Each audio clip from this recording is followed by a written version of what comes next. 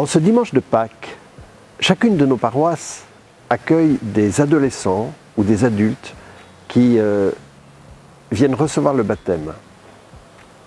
Au début du carême, une adolescente m'écrivait « La religion m'a sauvé, Jésus-Christ m'a sauvé, la joie est revenue depuis que Dieu est entré dans ma vie. Je suis émerveillé. » Chers amis, en ce jour de Pâques, pour chaque baptisé, c'est le renouvellement de la grâce du baptême. C'est-à-dire que nous recevons la purification de notre âme. Lorsque tu vas dans ta salle de bain, tu prends ta douche, tu laves ton corps. Et quand tu vas au baptême, l'eau coule sur ton front, c'est la purification de ton âme. En quelque sorte, le sang de Jésus coule sur ton âme pour une purification. Voilà, tu vas dans ta salle de bain, tu laves ton corps, tu vas au baptême, tu laves ton âme. C'est ce que nous dit d'ailleurs Saint Pierre dans la première épître, en disant « Le baptême n'est pas une purification extérieure, il est l'engagement d'une conscience droite.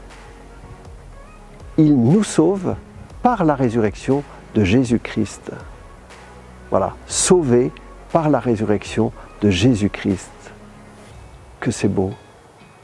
Jésus est très conscient, puisque 1 an avant sa mort et sa résurrection, nous l'entendons dans l'Évangile annoncer, de même que Jonas fut englouti 3 jours et 3 nuits par le monstre marin, de même le Fils de l'homme sera englouti au sein de la terre 3 jours et 3 nuits.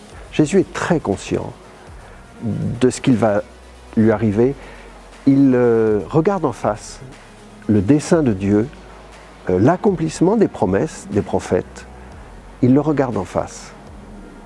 Et nous entendons saint Paul se moquer. « Mort, où est ta victoire ?» Voilà. Il se moque de cette mort qui n'a pas réussi à engloutir le Fils de l'homme. Il est sorti vivant. Et aujourd'hui, il est vainqueur de la mort, vainqueur du mal.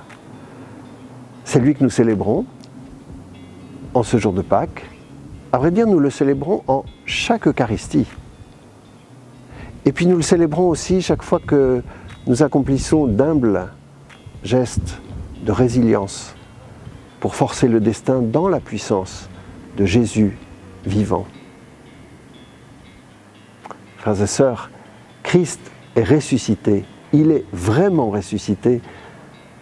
Laissez la joie entrer dans votre cœur. Laissez le Christ entrer dans votre vie.